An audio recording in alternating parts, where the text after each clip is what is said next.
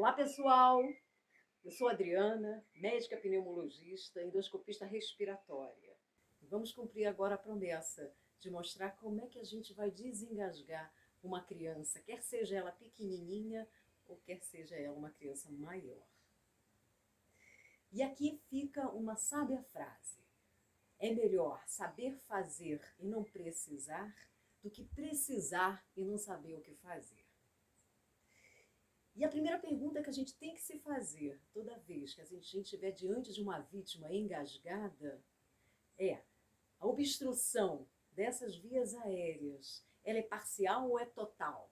Ou seja, esse corpo estranho, esse objeto, esse alimento que porventura acabou descendo para a via aérea, está causando obstrução total dessa via aérea ou parcial? E como é que a gente sabe a diferença? Na obstrução parcial, a nossa vítima, que seja criança ou adulto, ela consegue tossir, ela consegue chorar, ela consegue emitir som.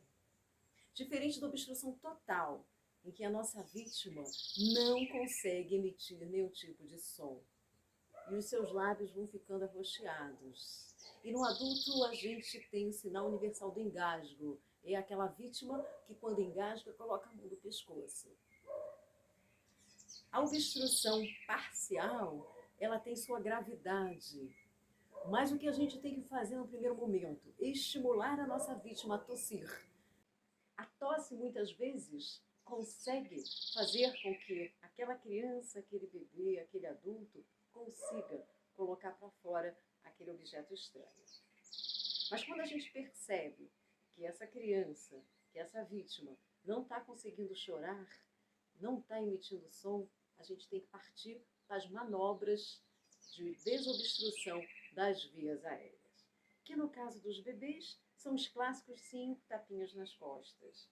E no caso das crianças com mais de 1 ano de idade e adultos, é a manobra de Heimlich, que é aquela compressão abdominal. E a gente vai agora mostrar para vocês como fazer ao vivo e a cores.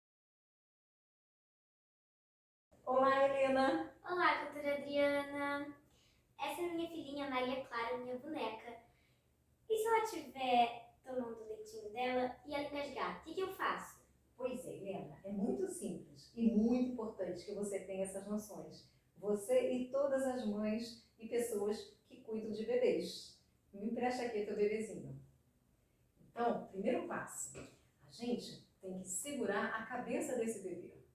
Então a gente coloca a nossa mão aqui na mandíbula, deixando livre o nariz e a boquinha. É importante que a gente firme esse bebê na nossa perna e que ele fique ligeiramente com a cabeça na direção aqui do chão, desse jeitinho, inclinado. A gente vai dar aqueles 5 tapinhas nas costas. 1, 2, 3, 4, 5. Muitas vezes esses tapinhas já são suficientes para desengasgar o nosso bebê. Caso não desengasgue, o que a gente vai fazer? A gente vai colocá-lo na nossa outra perna, de cabecinha agora para cima, sempre com o corpo inclinado, com a cabeça em direção ao chão, segurando firme o nosso bebê. E a gente vai fazer 5 compressões torácicas. 1, 2, 3, 4, 5. E assim a gente vai fazendo até que nosso bebê desengasgue. 1, 2, 3, 4, 5. 1, 2, 3, 4, 5. E você? Você já se engasgou? Já. E você sabe o que fazer?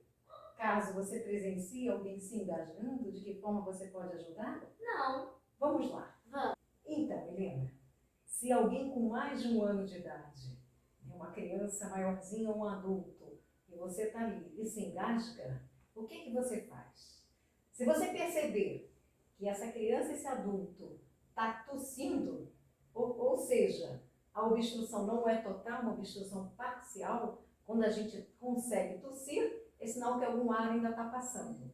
A gente estimula essa vítima a tossir, porque muitas vezes com a própria tosse, ela consegue eliminar esse objeto da via aérea. Mas se você observar que essa vítima está no sufoco, não está conseguindo tossir, emitir nenhum tipo de som, e em especial Então, se a sua boquinha estiver mudando a cor, ficando roxinha, a gente faz a manobra de Heimlich, que é a seguinte. A gente, com a nossa vítima aqui de pé, a gente observa onde é o umbigo dessa vítima e a gente posiciona a nossa mão, assim, fechada, com o punho fechado, acima do umbigo. E a gente vai fazer uma força de fora para dentro e de baixo para cima. Que com isso a gente emite uma pressão abdominal. Essa pressão que a gente faz na barriga é transmitida para o tórax da vítima e que faz com que esse corpo estranho, que está alojado na via aérea, seja expulso. Então a gente faz essa manobra de fora para dentro e de baixo para cima. Entendido? Sim. Muito obrigada, doutora Adriana, e obrigada a vocês por terem assistido até aqui. Isso me ajudou muito e espero que a vocês também. E finalizando, 3 dicas importantes. A primeira, se você não visualiza o corpo estranho, o objeto, o brinquedo, o que seja, que causou engasgo da criança na boca, jamais coloque o dedo às cegas para tentar removê-lo. Você com isso pode transformar uma obstrução parcial numa obstrução total e assim agravar a condição dessa criança. A segunda dica, levantar os braços, isso não faz com que o corpo estranho, esse objeto, se desloque da via aérea. Faça as manobras para desobstrução das vias aéreas, as que foram mostradas para as crianças com menos de 1 ano e a manobra de Heimlich para as crianças maiores de 1 ano. E a terceira dica importantíssima, caso essa vítima se torne inconsciente, ou seja, ela não responde aos comandos, você percebe que ela não está se mexendo, ela não está mais tossindo, ela não está mais chorando, chame imediatamente socorro. E se você souber fazer manobras de compressão torácica, coloque essa vítima numa superfície lisa e firme, no chão, e comece as compressões torácicas com a certeza que vai chegar um socorro. Muito obrigada. Disseminem essa ideia, essas noções, porque isso pode salvar muitas vidas. É melhor a gente saber fazer e não precisar do que precisar e não saber o que fazer. Muito obrigada.